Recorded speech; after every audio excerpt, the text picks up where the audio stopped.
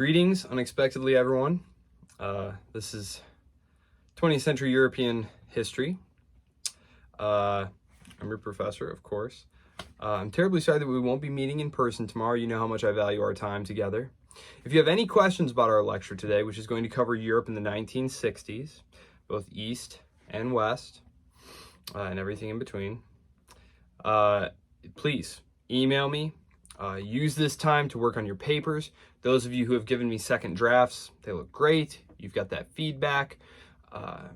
Papers are due the last day. You can turn them in up to the literal last day of class, which I'd have to look at my calendar, which I don't have right here in front of me. But let me see. The computer right here. Let me see. That is the 8th. Wednesday the 8th. So basically 2 weeks. 2 weeks from tomorrow. I'm recording this Tuesday night. Okay, and it will be up tonight. These things take a while to process and then upload, but it will be available for you first thing tomorrow, Wednesday. So without further ado, let's do this thing. Just like Monday when I talked about Europe in the 1950s, I've divided this lecture into 4 basic parts. First, a general overview of the social, political, and economic circumstances of Western Europe and Eastern Europe. That's 2 separate things. And then I've gone into the specifics of the major cases, that is, the circumstances particular to major states like France, Italy, Poland, and the USSR, etc. So that's 4 things. And then lastly, there is the topic of European integration, which I deal with by itself, and by which at this point, I mean the efforts among the states of Western Europe to integrate economically and politically under the security umbrella of the United States in the form of NATO, although as we'll see, there will be some hiccups in the 1960s in this process, particularly with regard to France, which we're going to talk about. So let's begin then with the general circumstances in Western Europe. The 1960s marked a period of significant social, political, and economic change in Western Europe, as it did in many places, including in the United States. It was characterized by post-war reconstruction and economic growth alongside social and cultural transformations. For our purposes, this is a period that sees a tremendous decline in church attendance.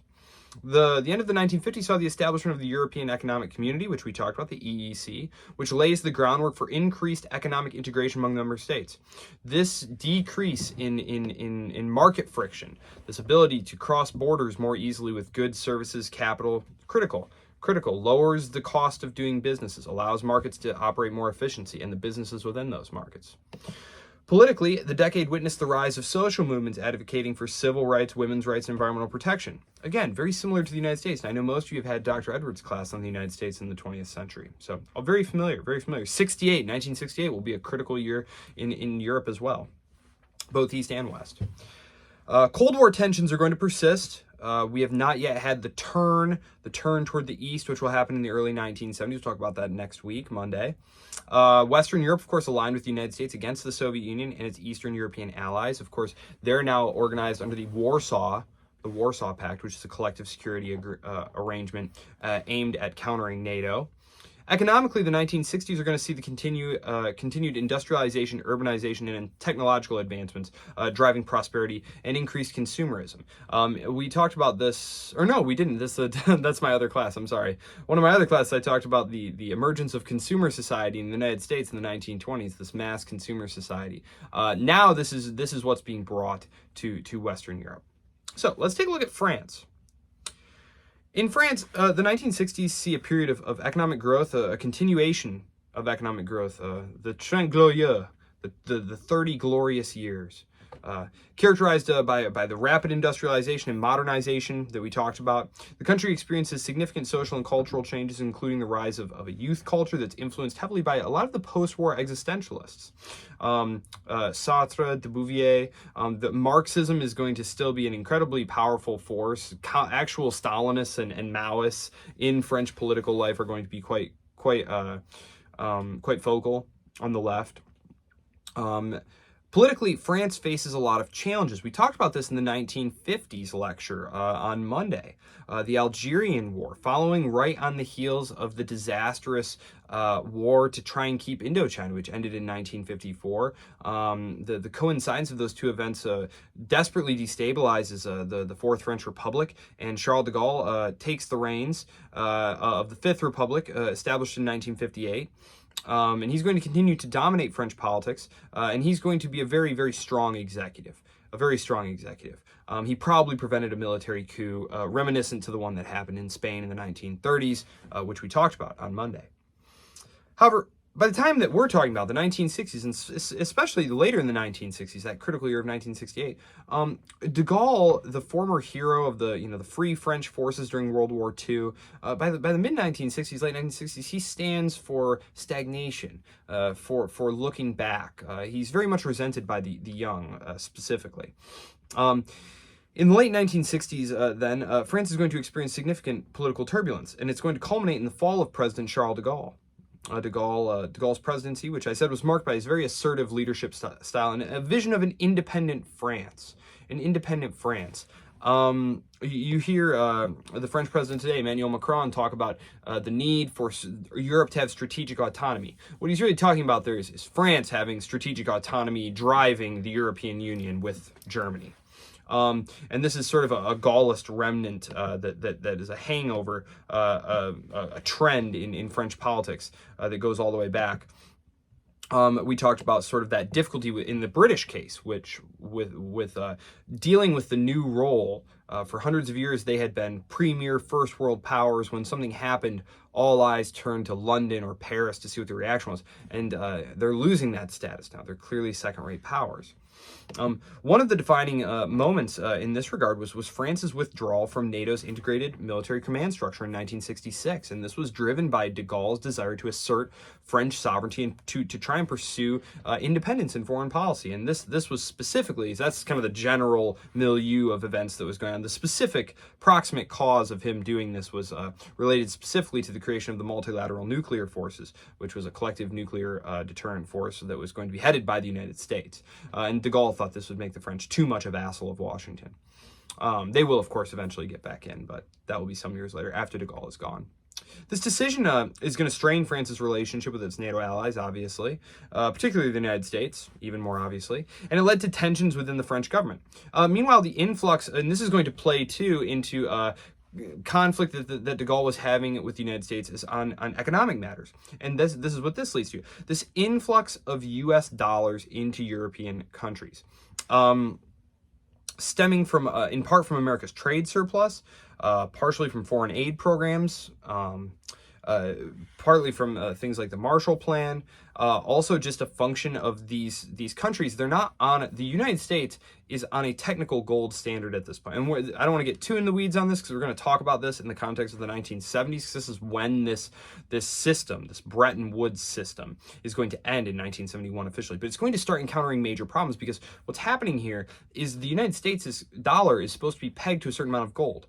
And then you have all these European currencies. There's no euro yet. So you have the franc and the Dutch mark and the Deutschmark, which are pegged specifically to a dollar ratio. Well, as the United States is printing more and more money to pay for the welfare state, the gross expansion of the welfare state under Lyndon B. Johnson, and the money pit that is the Vietnam War, it's becoming very obvious to anyone paying attention that the United States is inflating the value of their currency. And this is making Europe's currencies at a disadvantage there. And so this, if you read about it, if you look it up, you just look scholarly literature, dollar glut, European dollar glut, 1960s. That's what's going on here. And as I said, I'm going to talk much more extensively about this in 1971 because there's going to need to be a new international system. So the fixed exchange rates backed by the dollar, backed by gold. So these economies are really on a dollar standard, and the dollar is nominally on a gold standard. So that's what's going on there. And if you have any questions about that, please let me know. I know that's a little bit maybe opaque. I know this is not a class on economics, but it is critical to understanding what's going on there. So these developments, coupled with domestic political unrest and economic uncertainties, are going to set the stage for de Gaulle's resignation in the face of mass protests, in part over the unpopular policies that he's been pursuing, and in part for what he just represents, which is an unwillingness to let the old order die, to move out of the way, to let the young. It's part of that same frustration that's going to be vented in the United States and elsewhere with this ossification, this kind of entrenched order, the mundaneness of the everyday. These students are rebelling against this sort of materialism. which was confusing to their parents because their parents, of course, grew up in like the Depression and war, and life had never been better. And so, there you go. West Germany. West Germany, of course, is the part of Germany that's in Western Europe. The other part is behind the Iron Curtain, East Germany. Now, I already talked about the building of the Berlin Wall last time in the context of the Cold War. This attempt to prevent a brain drain and flight from the east to the west. So I'm not going to talk about it here. Although, for the record, this was happening at the same time as the crisis over Cuba and the missiles in Turkey, 1961, 60, 62. And this would take us far afield of the actual topics for today, which is the goings-on in Western Europe. And I promised I would not get bogged down in the usual Amero-Soviet-centric narrative of the post-war years. So this was going on in the background. Technically, 1961 is when the wall gets put up, but we talked about that last time, just so you know. So in West Germany, while all this is happening in the background, the rebuilt and industrialized West Germany is experiencing an economic miracle, the Wirtschaftswunder, love German, during the 1960s. And of course, this is like what's going on in France and Italy. You have these countries that are having mass industrialization, highway systems being networking all over. Of course, the United States didn't have a highway system until the 1950s. And I know it sounds like kind of a strange thing, but like this is a huge, huge one-off economic boost. We take it for granted now. But if you've ever had to like take an extended trip and not get on the highway, you'll see immediately the huge gains in economic productivity the highway offers us that we just take for granted. So this is all going on here. This is why in the 1960s we have the same story being repeated sort of ad nauseum, like Italy's experiencing this boom, Germany's experiencing this boom, France is experiencing this boom. So the country is becoming a key player, of course, in European integration efforts, contributing to the formation of the EEC, as we saw last time. That was in 1957. It's one of those years you might want to remember with the Treaty of Paris. Socially, West Germany is seeing the emergence of a new generation of young people. These are known as the 68ers, 1968ers, who protest against those conservative social norms, advocate for civil rights, and challenge the legacy of Nazism. Politically, we talked about the rise of the Christian Democrats last time. These Christian Democratic parties, these centrist parties, are going to dominate politics in the post-war era in places like Germany and Italy. The CDU is, by the late 1960s, the CDU, the Christian Democratic Union Party, is going to start losing ground to the Social Democratic Party. And eventually the SPD is going to wind up in charge. And this is what's going to lead to the turn to Ostpolitik in the early 1970s. So there you go. Konrad Adenauer is the big CDU figure, who, if you want to remember anyone there. We had de Gaulle, Konrad Adenauer.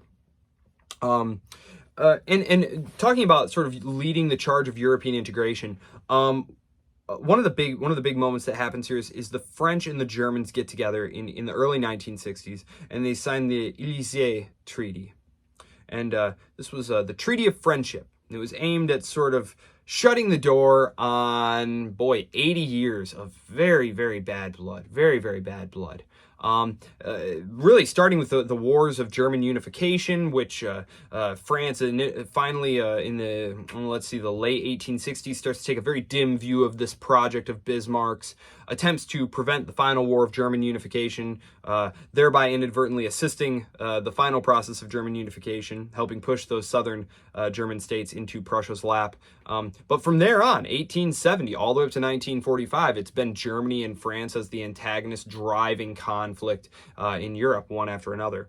And so this 1963 Treaty of Friendship, aimed at reconciliation between them, it outlines a special relationship, like a truly special relationship between the two of them, where they're essentially going to lead the way for Europe's closer integration in the EEC and eventually the European Union. So that's West Germany. We'll get to East Germany in a minute. I'm going to go now, though, to the United Kingdom. The United Kingdom. Let me pause here for just a moment. Okay. So, the United Kingdom. The UK. The 1960s was a decade of similarly profound social and cultural change. You have that generational turnover going on. You have these young people who are becoming adults who just are totally disconnected from the experiences that made their parents. We're going to mention the Beatles and the British invasion music here in a minute, but like one of the Rolling Stones' early songs, Jumpin' Jack Flash, talks about being born during the Blitz. Like this was something that by the time they were born, like the Depression, the wars, that was all history. And they really wanted to cut loose and enjoy life. There's great cultural liberalization that's going to take place in Great Britain during this time. The Labour government under Harold Wilson is going to be in charge. You're going to get the legalization of abortion, the decriminalization of homosexuality. And again, the British invasion music, this is all the Brit pop, coming over.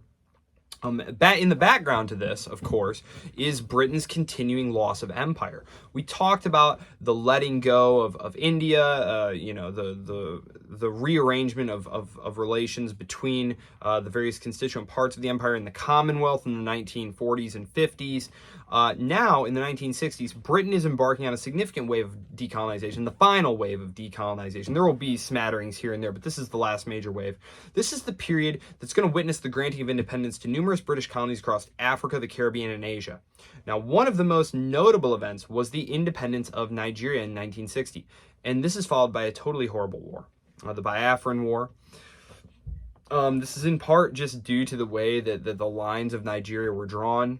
When Africa was decolonized, the governments that emerged at the head of these former European possessions said, let's just leave the borders in place. The fear was that just like at the end of World War I, where you had the creation of all these new pygmy states in Eastern Europe, there was immediate war between them over territory, between the Poles and all their neighbors and the Czechs and all these guys fighting over borders. The African leaders said, let's just leave the colonial borders in place, which on the one hand, that was, kind of a good idea, try and prevent bloodshed. On the other hand, a lot of these lines that were drawn by the imperial powers weren't drawn with the local demography or the well-being of people in mind at all. And so in the case of Nigeria, especially, you have this very fractious internal situation, which I won't pretend to be an expert on at all. But it's going to quickly produce a horrible war called the Biafran War. And if you want a great novel, I read this novel several years ago, but I'd be remiss in not mentioning it because it was truly profound novel. Chimamanda Ngozi Adichie, Half of a Yellow Sun. Highly recommend it. Anyway, this is going to be followed by independence for countries like Kenya, which, if you know the Meryl Streep movie or the book that's based on Green Hills of Africa, the coffee plantations, that's where those were. Uganda, Tanzania, Zambia. Additionally, British territories in the Caribbean, such as Jamaica, Trinidad and Tobago, Barbados, all gained independence during the 60s. This process of decolonization, of course, is being driven by various factors.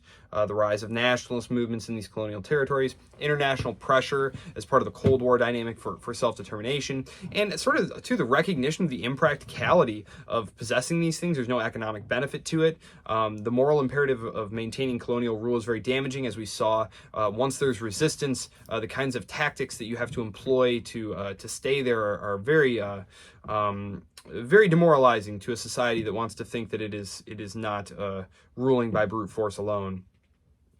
And while decolonization, of course, is going to bring autonomy and sovereignty to these nations, it's of course, as I mentioned, it's going to lead to a lot of post-colonial difficulties that you can still see today. This is not a class about those countries, so I'm not going to go into it any further. The legacy of British colonialism, also don't really want to get into that either. There's obviously ardent defenders of the empire to this day, and of course people who mostly in the former possessions who are less thrilled. And of course, like Hong Kong, I want to make clear, like, this did not mean the British had given back all the possessions. Hong Kong doesn't change hands and go to the Chinese until the 90s, mainland China. So, okay, Italy. Italy is going to undergo, surprise, surprise, significant economic development and modernization during the 1960s. The Miracolo Economico. So you're getting the idea now, I think. The country experiences rapid industrial growth, right? Particularly, and here I want to make clear, there's a big difference in Italy to this day. If you go to Italy, you'll notice this right away. It's night and day different. Even if I didn't tell you this, you would notice it. The rapid industrial growth is going to occur mostly in the north. Which to this day remains much wealthier than their southerly neighbors. And this is going to lead to, more prosperity, urbanization, as well as efforts later to distance themselves from Rome in the much poorer south. And this is in part just due to the geography, and it's really it's a function of the geography and the topography too. That northern belt there, from like, let's see, you're looking at me this way. So over here on the map we have like Lombardy over here, and like Venice and stuff like that, stretching all the way across like Milan and Turin over to Piedmont. That's all, you know, relatively flat, relatively easy to connect by rail and road. And of course, it's very close to, you know, right, those provinces are contiguous to France and Germany with all of its great waterways, and Austria and Spain, and there's ports and all that stuff. And as you move down the peninsula, it's incredibly rocky. You have the Apennines and the Dolomites. You have all these mountains. It's very difficult to get anywhere. It's a whole thing. A lot of the economy down there is tourist based, and highly localized. Anyway, socially, Italy too is going to see cultural changes, including the emergence of that dolce vita lifestyle in cities like Rome and Milan. And this is just a fancy way, basically, of saying they embrace sort of the basest materialist hedonism that we see being embraced all over. So the Italians just were smart enough to come up with a very sophisticated sounding word for it. Politically, the period is going to be marked by the dominance of the Christian Democracy Party, which is going to govern in coalition with smaller parties, similar to elsewhere. And like we're going to see elsewhere, Italy is going to face that social and political unrest. And in the case of Italy, following the turbulence of 1968, we're going to see the emergence of these domestic terrorist organizations who aren't really going to start hitting the major headlines until the 1970s. And so we're going to talk about them Monday. They're called the Red Brigades. These were leftist terrorist organizations. And it's going to culminate in the actual like kidnapping and murder of some prominent Italian politicians. So more on that later.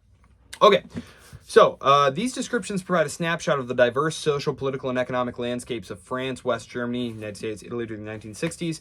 Obviously, as always, my apologies to those states of Western Europe which I deemed not important enough to merit mention. Sorry to the Benelux countries.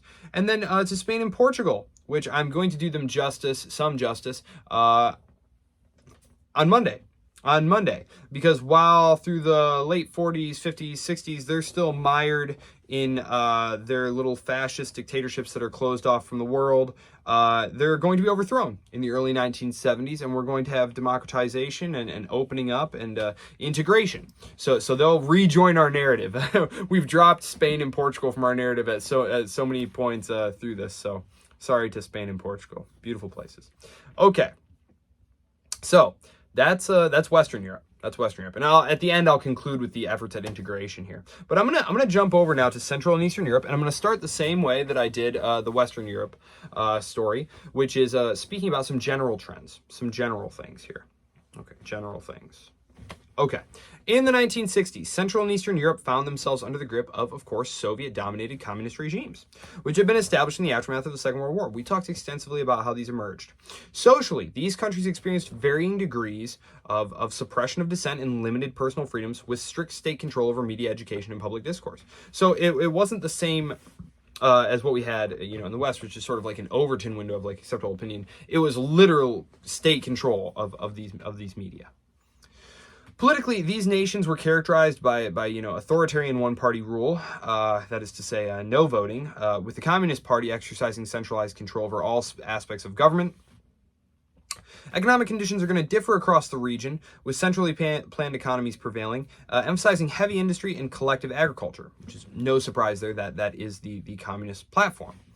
And I want to be clear before I start talking about the inefficiencies of communist economic organization, which should be apparent to anyone who's read ahead and seen how these states collapse economically in on themselves. One thing I want to make clear here is that the people who were living in these countries, they were, throughout all of these decades, right up until basically the mid to late 1980s, experiencing pretty continual improvements in their standard of living, like their material standard of living.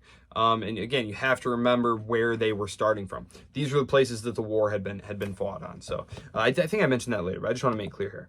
So before I talk about the inefficiencies, which lead to shortages, these are common due to bureaucratic mismanagement, and eventually with the rise of computers, there's a lack of innovation and adaptation. By the time the Soviet Union collapses, there's something like 20,000 computers being used throughout the entire Union. Whereas in like the United States, there's something like a 250,000 in use. And this kind of speaks to, if you've never read Friedrich von Hayek's 1945 paper, The Use of Knowledge in Society, where he talks about the need for flexibility and free flow of information and the allowing local conditions to like adapt. This is really the problem. There's too much secrecy and lying in these regimes. So much so that you have valuable resources literally being spent by organizations trying to figure out if the data that their own membership are collecting are accurate or not. The KGB, for example, will start to doubt the official statistics they're being given by the government, and they start hiring their own economists and stuff to like go out and spy on these factories to see what's really going on. Because planning, whatever else you might think, planning needs accurate information, and this was simply not forthcoming. So, and there are all sorts of reasons for that. Most of it to do with like local political incentive structures. For example, the decision to do quotas in terms of tonnage rather than by unit, right? So, like for example, there would be a huge shortage of like thinly cut like scrap iron, right, or thinly cut steel, and it's because you could hit your quota faster and more efficiently by just making the larger cuts of steel, and then if you needed, and then you trade it on the black market, which like, yes, things can get built this way and stuff, but there's a lot of waste and a lot of inefficiency. And so that's all part of the problem here. So as I said, though, the devastated regions of Eastern Europe and Western USSR, this is where the majority of World War II had been fought. So this, even these highly inefficient gains that are being made are still gains and experienced as such. And in the Soviet Union, the 1960s are going to mark a period of relative stability under the leadership of Nikita Khrushchev, who, as we talked about last time, succeeded Joseph Stalin upon his death. After a little bit of internal wrangling, Beria tried to get in the action there, but he was outfoxed by the great peasant Khrushchev. And he goes on, of course, to repudiate the Stalin's legacy, de-Stalinization, the famous speech decrying the cult of personality.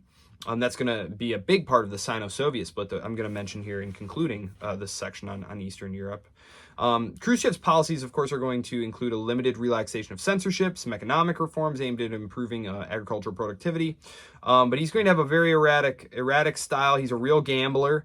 So, of course, the Cuban Missile Crisis, which we don't really need to talk about that. It's just not really... It's well known, and so there you have it. It was a huge gamble, and it's one of the reasons he gets couped out. It's a quiet like internal party coup that he gets taken out. And then like the Virgin Lands campaign is just like another really good example. I don't know who's calling me at this hour, but they can bother. There we go. The Virgin Lands campaign is another one, 1964. And here again, we see just a case in point of like bad information, lack of robust internal debate. I mean, the land was poorly suited to this. There was no way to repair the equipment once it was there, broke down, total debacle. So, goodbye to Khrushchev. Hello to Brezhnev, who we will talk about more in a minute. Because he's going to be with us until the 1980s. So, Brezhnev is actually going to be, other than Stalin, the longest serving leader. He's often skipped over, like Stalin, Khrushchev, Gorbachev. No, Brezhnev was there longer than any of them, except for Stalin, as I said. So East Germany. We said that East Germany was being set up as a showpiece in the Cold War to compete with West Germany, but the competition wasn't going super well. As a satellite of the Soviet Union, it mirrored many aspects of Soviet governance, with a repressive regime and centralized economic planning. The country experienced some economic growth, particularly in heavy industry, but living standards are going to remain low compared to West Germany. And this is really the problem, because whereas like, peasant, collectivized agricultural workers, they weren't peasants anymore, collectivized agricultural workers in the Soviet Union, are going to experience these marginal gains in productivity and feel like some progress is being made. in East Germany, it's very easy to just look right across the way and see that Western Germany is just way, way richer than you. They're growing much faster. They're getting much more prosperous than you. And this is actually going to present, and this divergence is going to continue and worsen over the next 25 odd years, and it's going to pose something of a problem to the West German government when they do look to unify the country in the 1990s. Is they're going to have to fork over a significant amount of money to make this happen.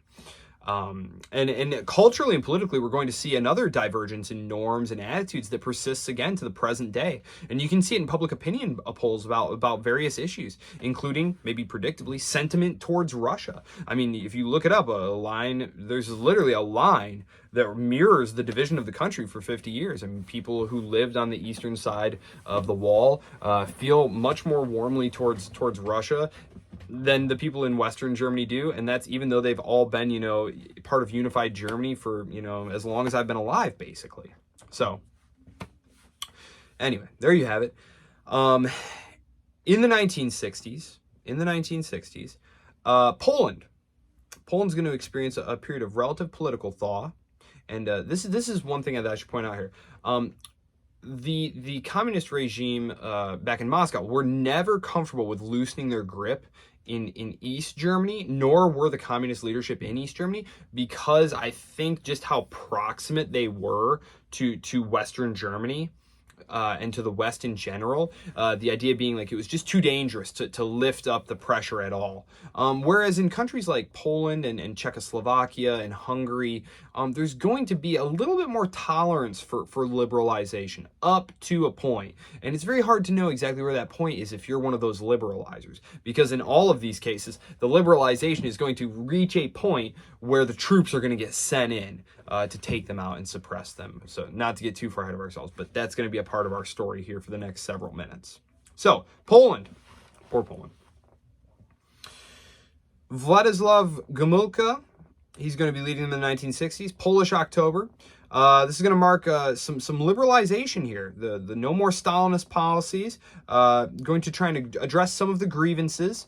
Limited liberalization efforts, like I said, including cultural reforms to try and introduce a little bit more artistic freedom, a little bit more relaxed censorship regime. However, despite these changes, the regime is going to try and maintain a firm grip on political opposition and dissent. And you can see kind of the problem there, which how do you allow this kind of liberalization of the arts and the intellectuals while still maintaining this, this hard line against political opposition and dissent? So there's going to be some economic improvements, standard of living, especially in urban areas. It's a large farm society. Despite this thaw, there's going to be a real disappointment. Like things aren't moving far enough, that they're not improving fast enough, and so. There's not going to be too much political destabilization there, but it's kind of a simmering pot of discontent that's going to start to bubble over in the 1970s with the formation of Solidarity.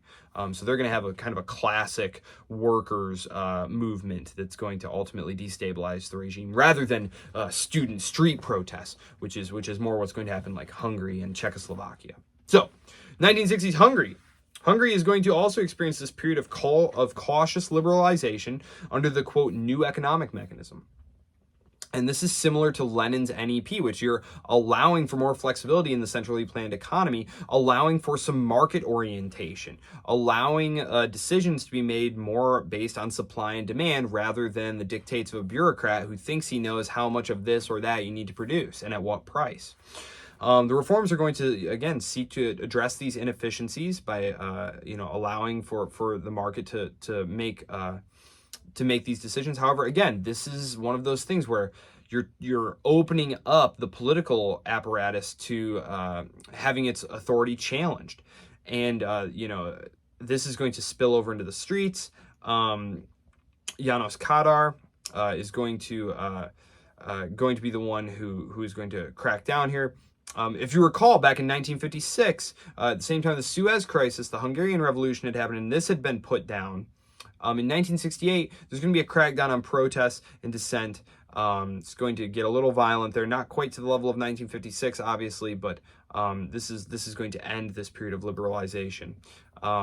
So Hungary is going to be remaining mired in its old state there, and this leads well into Czechoslovakia, because they're the ones who are going to get met with the serious repression here. The Soviets are going to invade Czechoslovakia here in 1968. Previously it was Hungary. Now it's going to be Czechoslovakia. The West's so-called favorite son. You'll recall it had been subverted in the 1930s when it had been the most promising democracy of the new states that had been formed. No shot had been fired in its defense. France had been committed to defend it. Then again, in the 1950s, the same thing is going to happen. You remember Masaryk and Benish thrown from their office window to their deaths by the communists inside the country after they had been sharing power for some time, a couple of years. The same thing is basically going to happen in the 1960s. Czechoslovakia is going to experience a short-lived period of liberalization known as the Prague Spring under Alexander Dubček's leadership. These political reforms, though, these moves towards liberalization are going to go too far for Moscow's comfort, and it's going to be crushed by a Soviet-led invasion in 1968. So, and a return to hardline communist rule, as had happened in Hungary and as had happened in Poland. So you see these recognitions, the recognition by leadership that the economy is not growing as fast as it could. Things are improving, but not as fast as they could. We need to incentivize people with moves toward the market, but these moves toward liberalizing the flow of information and the movement of goods and the decisions of independent actors is going to undermine political control. And the communists in charge there and the communists in charge back in Moscow are not going to be comfortable with this. So that's what's going to happen there. So in 1964, this is going back a little bit here, but I wanted to go back and talk about the Brezhnev doctrine here, because this is the Brezhnev doctrine, which is that military force is going to be deployed into the Eastern European satellite states in the event, in the event of unrest. So 1964 is when Nikita Khrushchev is going to be ousted from power. Let's see. Yes, and following Khrushchev's removal inside the Soviet Union, there's going to be a return to the more orthodox policies, the emphasis on stability, continuing in governance, trying to put down any kind of liberal movements here. In terms of expanding Soviet reach in the 1960s, though, there's going to be a lot of continuity. So there's a reversal kind of the openness that started to happen under Khrushchev, a move toward de-Stalinization a little bit. Brezhnev, though, there's going to be a lot of continuity between his foreign policy and Khrushchev's, and that is sort of the Soviet Union taking a more active role in the Cold War. Abroad, in like nationalist movements, national independence movements abroad. So let's talk a little bit about the Sino-Soviet split. I just have a paragraph written up here about it, just so that we kind of know where we are in terms of the Cold War here, what's going on here. The Sino-Soviet split, which had been brewing since the 1950s, there had always been tension between Mao and Stalin. And then there's a lot of tension between Mao and Khrushchev, part of it stemming from the denunciation of Stalin and his cult of personality, because, hey, said Mao, I'm trying to create a cult of personality. You can't do that. There were other reasons too, being tongue-in-cheek, but that was a reason. It's going to come to a head in the 1960s. There's actually going to be a little border war. Moscow is actually going to reach out to Washington at one point. We didn't know this till much later. Like intellectuals and stuff, we didn't know this till much later. But Moscow had reached out to Washington to see how they felt about Moscow nuking China, and Washington said, please don't do that. This was in the 1960s under LBJ. Or it might have been Nixon by that point, actually. 68, yeah. 68, 69, yeah, Nixon. The split's going to become increasingly public. They're going to start sniping at each other. They're going to start backing various factions in these quote unquote third world struggles. Third world became kind of a pejorative during our lifetimes.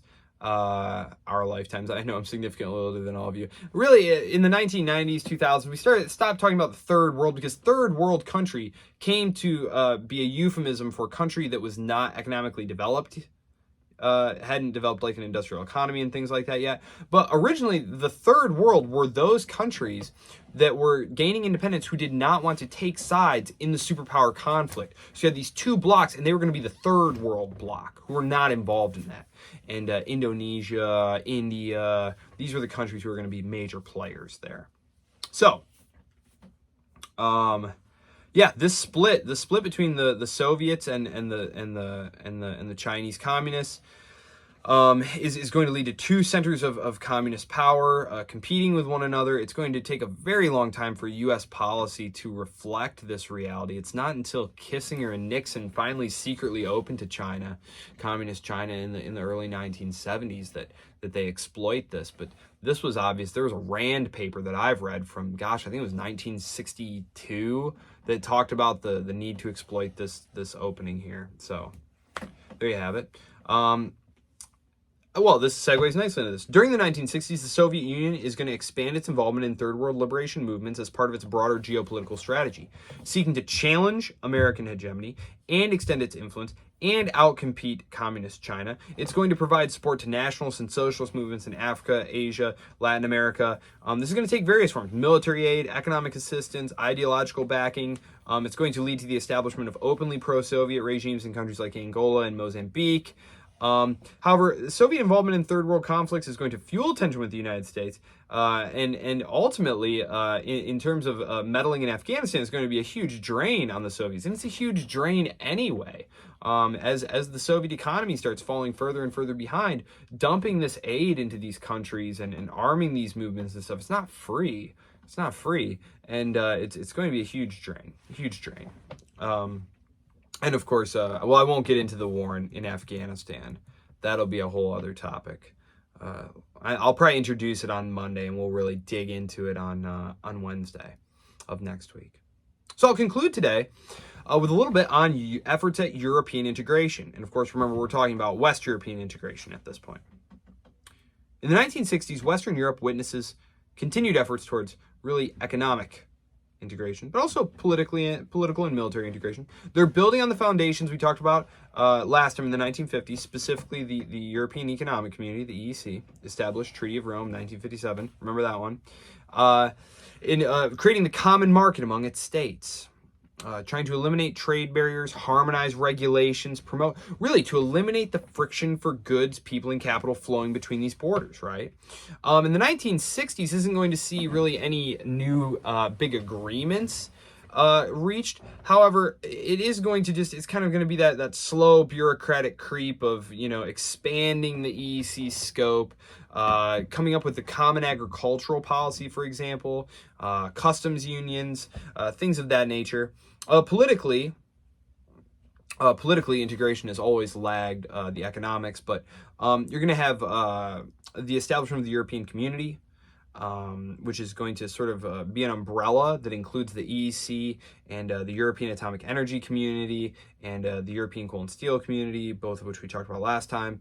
And it's laying the groundwork for closer political cooperation. But you have a real hesitance. The British are unwilling to commit. Then they say they want to commit, but they want to keep their preference system. De Gaulle doesn't want to do that. De Gaulle has all sorts of problems with letting go of French autonomy. Similar discussions are going to take place all the way up through this process to this day, even as they've become more and more integrated together. The European Parliament, the Council of Ministers are established to kind of coordinate policy making between countries. There's no actual European Union or anything like that at this point. The Merger Treaty of 1965 was aimed at streamlining these arrangements, the common governing policies. And then, of course, in the realm of military integration, you're going to see efforts to enhance this cooperation. The Western European Union, WEU, in 1954. We talked about that, but we had also talked about how really this is all going to be overshadowed by NATO, and then with the multilateral force, the nuclear deterrent under NATO auspices. Again, this is primarily going to be dominated by Washington. There are going to be discussions. There's going to be discussions at the end of the Cold War too about this, but it never happens. And part of the reason is that it's very expensive. It's very expensive. And the United States has always paid the majority of it. And in fact, when Nixon closes the gold window in 1971, effectively ending the Bretton Woods system and giving all the European countries a huge haircut, the Western European countries who were holding dollars, giving them a huge haircut in the process. One of the ways he gets the medicine to go down a little better is by dropping his demands that they start contributing more to the military alliance. How things don't change, right? Because of course that was a big trope under Donald Trump, but before that it was Obama, and before that it was Bush, and before that it was Clinton, and on and on and on, right? So the more things change, the more they stay the same. So that's all I have for you today. We're closing in on about 50 minutes here. So, just to recap, 1960s in Europe, 1970s are Monday, 1980s are Wednesday. We've got 2 weeks left, so that'll take us perfectly up into the 1990s and to the cusp of the turn of the century, when the euro is introduced. So a nice bookend to everything that we're doing here. We'll do a discussion board next week, but it'll be like a 2-week discussion board. Like, it'll carry over, and it'll just kind of be summing up everything we've talked about. We'll just try and get a free-flowing conversation going. If you have any questions about anything that I've talked about today or on Monday, please feel free to email me. Look for papers back. For those of you who turned in a second draft me, you'll have those back tomorrow. Check your inbox. Those of you who didn't get one to me, I am here to help you. I'm here to help you. Papers are due Wednesday, whatever I said at the start of this video. I believe I said the 8th. The 8th. So you have 2 weeks. 2 weeks. The papers are the big portion of the grade in this class. So, and if you missed any discussion boards, go back and take advantage of the fact that I opened up the window to do that for 75% of your credit. So, otherwise, thank you all so much. I will miss seeing you tomorrow, and I will see you on Monday.